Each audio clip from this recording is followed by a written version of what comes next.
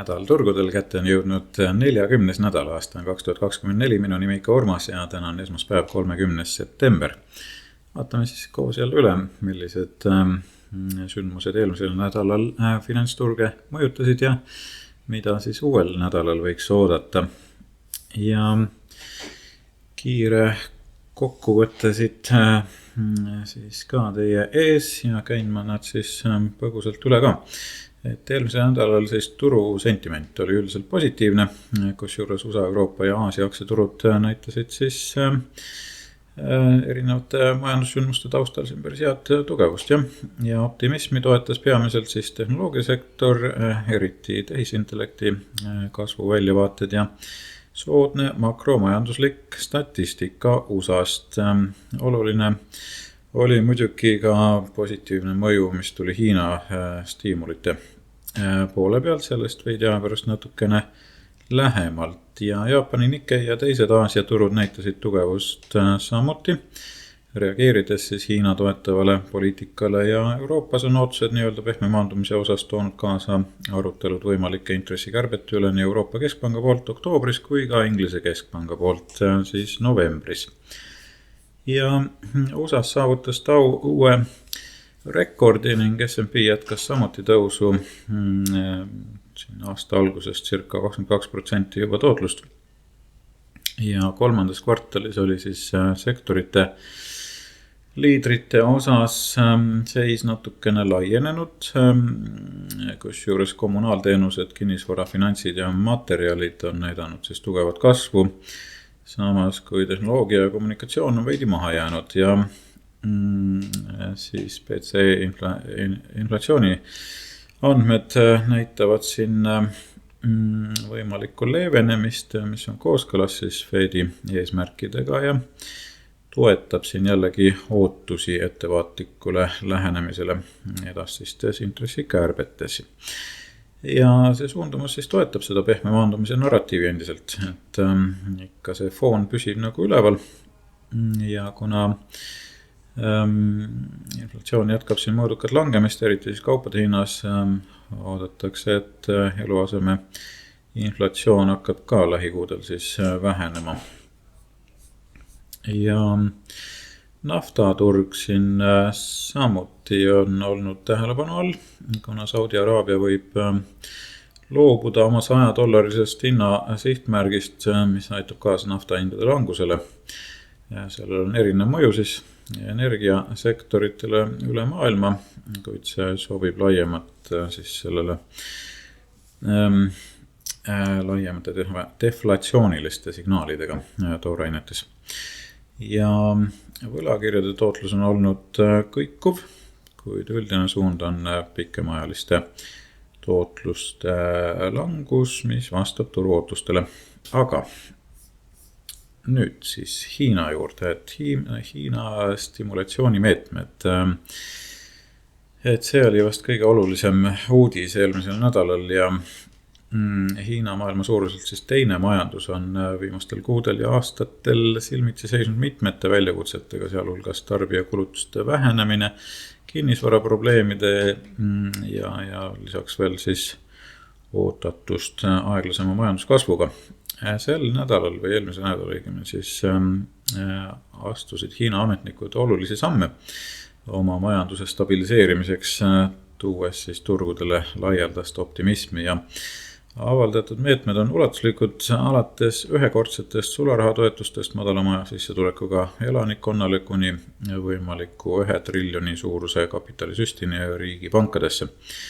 Ja lisaks vähendas siis Hiina Rahvapank reservnõude määra ja alanes intressimäärasid, et stimuleerida laenamist ja tarbimist. Ja turud muidugi reageerisid sellele kohe, kus juures Hiina aktsiaindeksid tõusid järsult ja optimism levis üle kogu maailma.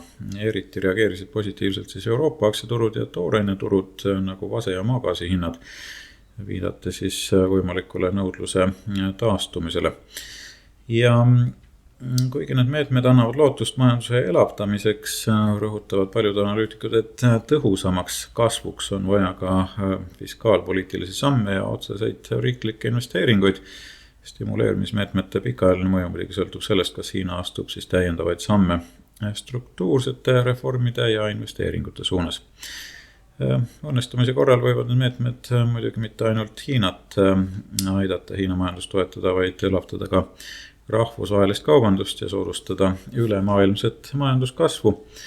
Seega võivad need Hiina stimulatsioonimeetmed tähistada olulist pöördepunkti siin globaalsetel turgudel, kuid kogu maailma pilgud on siis suunatud Pekingile, et näha, kas need meetmed toovad kaasa tegeliku majanduskasvu ja pöördumise siis Hiina finantsturgudel ja üldse majanduses. Aga vähemasti esialgu on lootus olnud päris hea.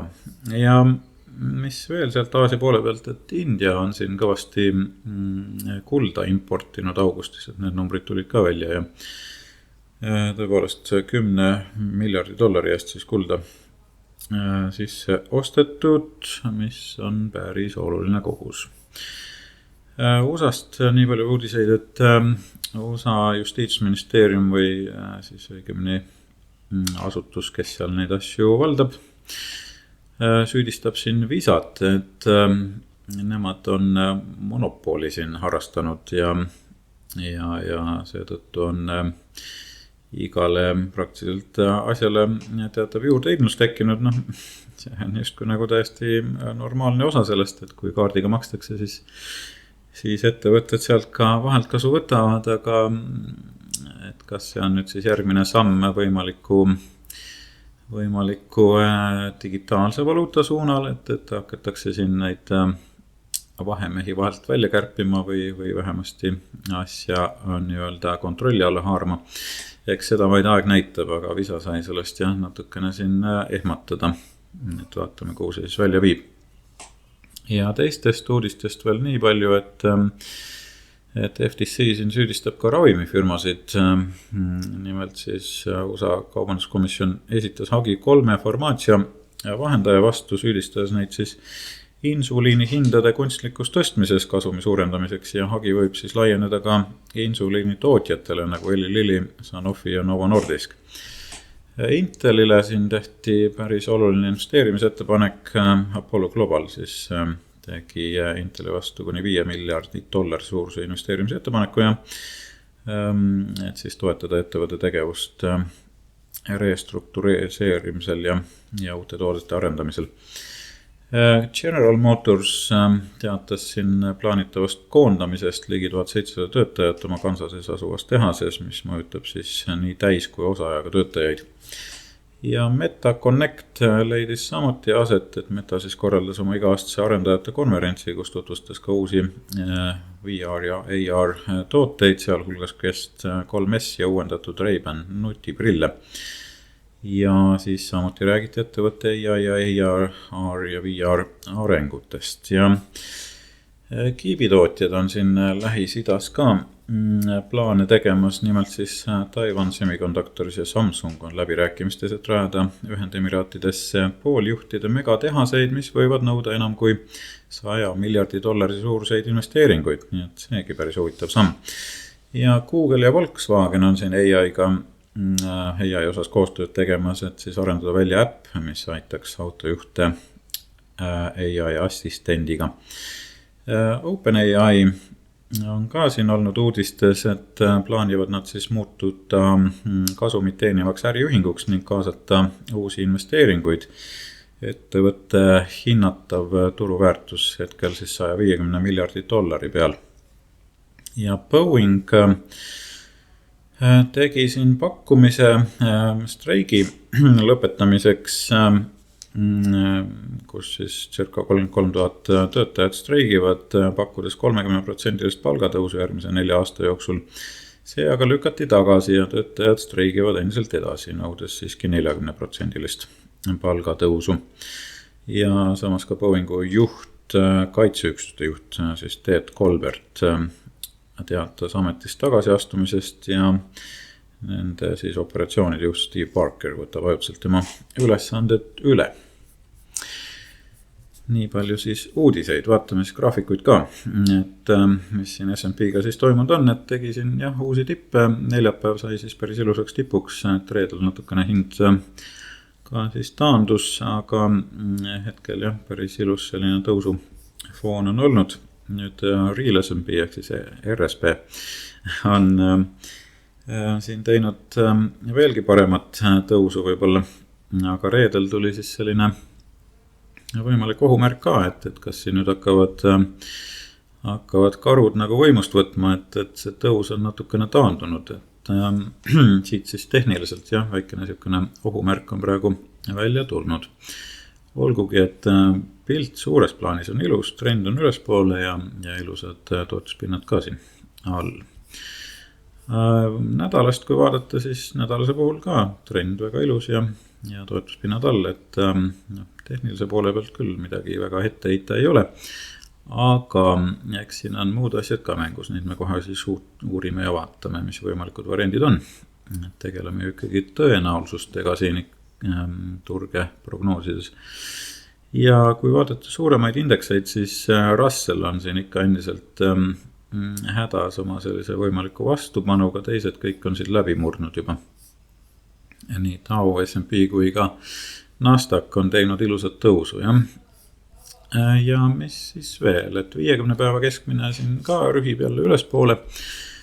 200 päeva keskmise osas tahaks võib-olla välja tuua sellise nüansi siin, et hind või õigemini see protsent läks nüüd jällegi sinna 80 peale, mis on olnud äärmiselt oluline tase tegelikult, kui siit nagu ajaloost tagasi vaadata, et iga kord, kui ta on siin puudutanud seda 80% piiri, siis on ka korrektsioon järginud, et kas suurem või väiksem, et siin siis aastad 2016–2018, et siit on väga hästi näha, kui see nii-öelda indikaator meil 80% piiri puutus, järgnes siin korrektuur 2016 aastas sügisel, siis järgmine oli 2017 kevadel, sama lugu, järgnes korrektsioon ja siis 2018 kevadel järgnes juba suurem korrektuur ja siis 2019-2020, et siin ta püsis jah, üsna pikalt seal üleval nagu praegugi ja kui ta siis puudutas seda imelist joont, siis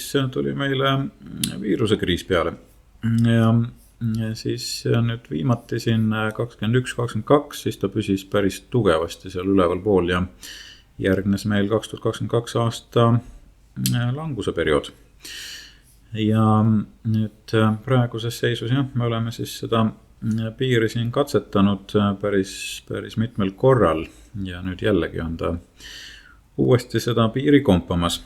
Ehk siis see on selline maagiline piir, kus ta väga palju ülespoole ei taha nagu väga minna, vähemasti mitte väga tihti. Nii et natukene teeb see ka ettevaatlikuks, siis VIX on meil ka siin nüüd sellest trendijoonest jäänud peale poole, et ta ei ole enam väga madalale läinud, et selline kerge ärevus on ikkagi turgudel sees, alates siin sellest ehmatusest, mis meil augustis aset leidis, jah.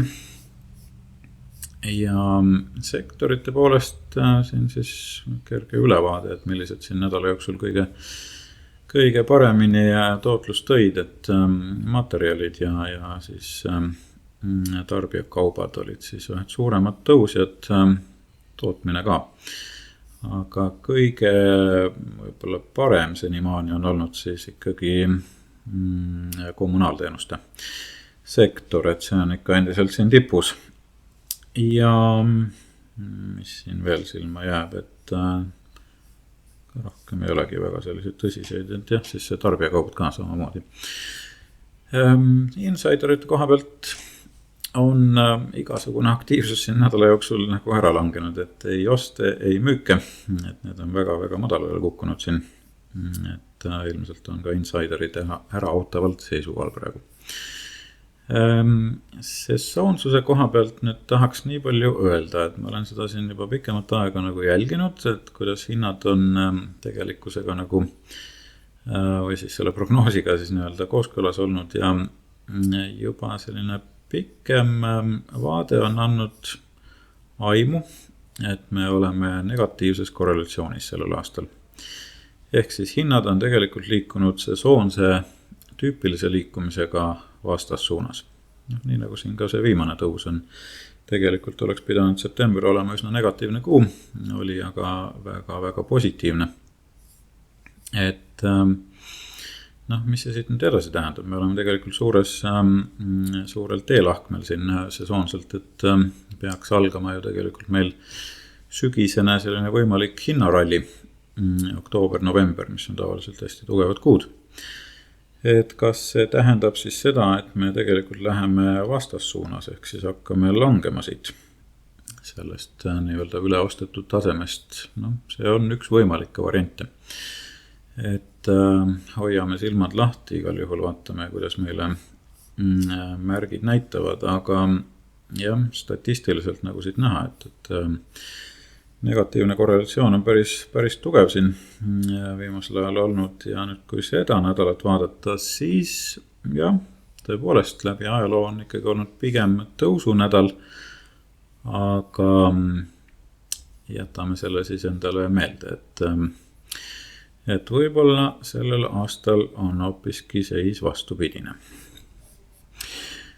Nüüd astrokalendri poole pealt tahaks öelda võib-olla nii palju, et meil on nüüd kohe kolmapäeval siin on tulemas päikesevarjutus ja varjutused üldjuhul finantsturge üsna oluliselt mõjutavad.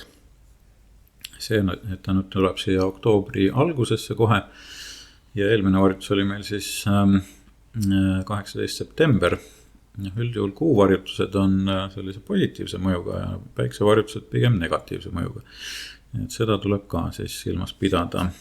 Et igal juhul jälgime vägagi pingsalt, kuidas see kuuvarjutus siis hinda või turge hakkab mõjutama. Või mis suuna turud siis kolmapäevast edasi võtavad. Ja võib-olla jah, see neljapäev on üks selliseid tõsisemaid päevi ja edasisest me räägime juba järgmisel nädalal, et sealt tuleb päris huvitavaid seise peale. Niiviisi, siis vaatame seda meie Blackbox mudelit ka, see on nüüd ka siin uuendatud, et nagu öeldud, et siin oli päris tugev selline tipp meil nüüd kuu lõpus, pole isegi täna homme ja sealt edasi läheb juba üsna punaseks siin kuu keskpaik. Et vaatame, kui hästi see siis nüüd paika peab. Ja nädala konkreetsed prognoosid on nüüd üleval ikkagi meie Patreoni kanalil patreon.com/turutrendid, et kui on huvi nende vastu, siis kindlasti tulge ja liituge. Et sealt saab ka siis võimalikke mõtteid ja ideid kauplemiskandidaatide osas. Ja vaatame siis, mida uus nädal meile pakkuda võiks. Et selle nädala tähtsündmus kindlasti on reedel avaldatav siis igakuine tööturu raport. Jolts andmed siis tulevad juba teisipäeval välja. Aga jah, reeden on kindlasti olulisem, ehk siis non-farm payrolls. Ja viimase 2 kuu tööturu raportid viisid S&P 500 siis languseni vastavalt -1,8 ja -1,7%, mis tõttu on ka oodata tavapärasest suuremat volatiilsust sellel nädalal, eriti just nädalal teisel poolel. Ja enne reedest aruannet võib-olla siin väga suuri liikumisi ei ootaks, jah. Et pigem selline neutraalne, aga reedel või neljapäeval isegi juba võiks hakata volatiilsus kasvama. Ja võimalikud riskid on siin võib-olla praegu seotud siis seal idakalda sadamatöötajate ja terminali operaatorite läbirääkimiste tähtajaga, mis võib viia streigini ja potentsiaalselt mõjutada ka kaupade hindu või kättesaadavust ja survestada veel kord siis inflatsiooni ka. Nüüd võib-olla olulised sündmused, kui nad siin välja tuua, et siis täna esmaspäeval tuleb Chicago PMI välja, homme siis ehitusmahud ISM, Jolts, nagu öeldud, kolmapäeval naftavarud, neljapäeval siis töötushüvitiste nõuded, maagaasivarud ja reedel siis non-farm payrolls ehk siis mitte põllumajanduslik tööhõive. Nii et need on võib-olla olulisemad ja ütleme nii, et majandustulemuste koha pealt on kalender suhteliselt hõredaks jäänud, et hakkame siin selle viimase hooaja lõppu jõudma ja võib-olla, mis võiks olla olulised, et täna juba oli siin karneval ehk siis CCL homme olulistest, mis siin silma jääb, Nike kindlasti on peale turu sulgumist üks olulisemaid, siis Lamb Weston Holdings ehk siis L-V ja Kalmarin Foods ka ehk on üks olulisemaid, mis on siis CALM. Kolmapäeval, mis siit jääb silma, Levi Strauss näiteks peale turu sulgumist ehk siis sümbol LEVI. Ja neljapäeval on siin Constellation Brands ja Anigo Dynamics ja reedel veel siis Apogee samuti, mis on siis APOG. Sellised asjad ja võib-olla siis vaatame konkreetselt juba siis graafikuid ka, mis meile siit silma jääb. Et täna on turud natukene siin veidi positiivsust näidanud, aga nagu öeldud, et ilmselt me näeme sellist külgliikumist rohkem. Et järgmine pöördepunkt on siin neljapäeval, nüüd 3. oktoobril meile välja joonistatud, et vaatame siis, kas turg jätkab siin võib-olla kerget tõusu või siis külgliikumist ja mis siis neljapäevast saab, eks seda siis aeg näitab.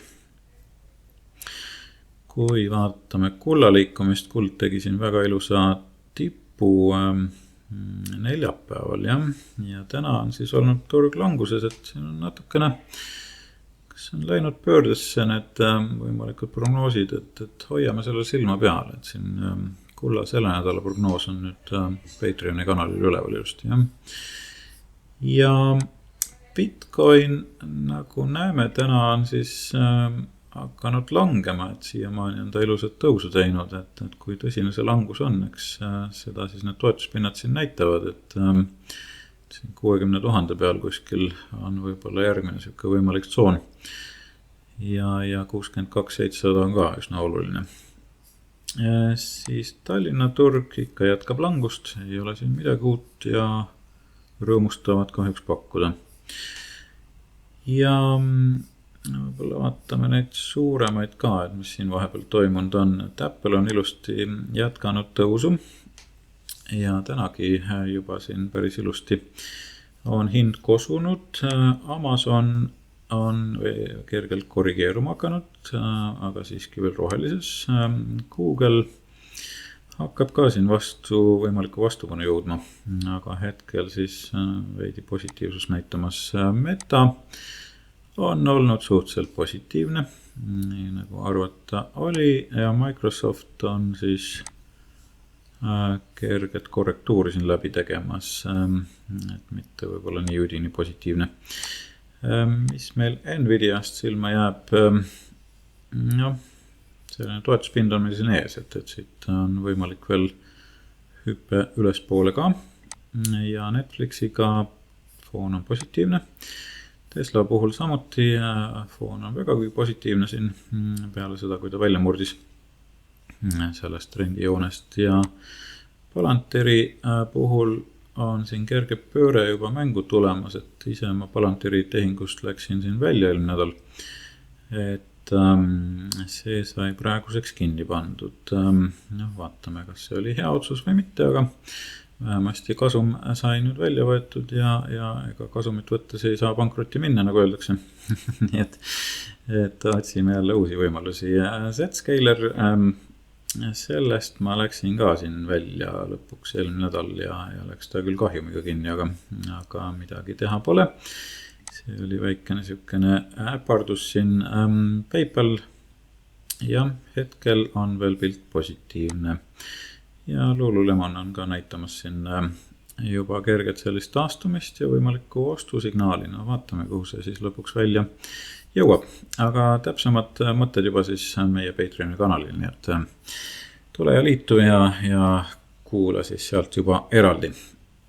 Igal juhul mina soovin teile kõigile edukat kauplemisnädalat ja hoiame siis pilgu selge, et jäi siin üks miim ka silma, iPhone 15 versus iPhone 16, et kuidas need kaamerad on siin paigutatud, aga selle taga on tegelikult üks väga loogiline tees, nii et Apple liigub väga suuresti meil selle peakomplekti videote suunas ja selleks, et kolmemõõtmelisi fotosid ja videosid salvestada, peaksid need läätsed olema siis üksteise kõrval.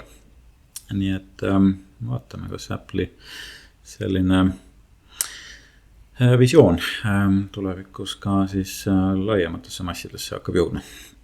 Aga kõike head teile ja uute kohtumisteni.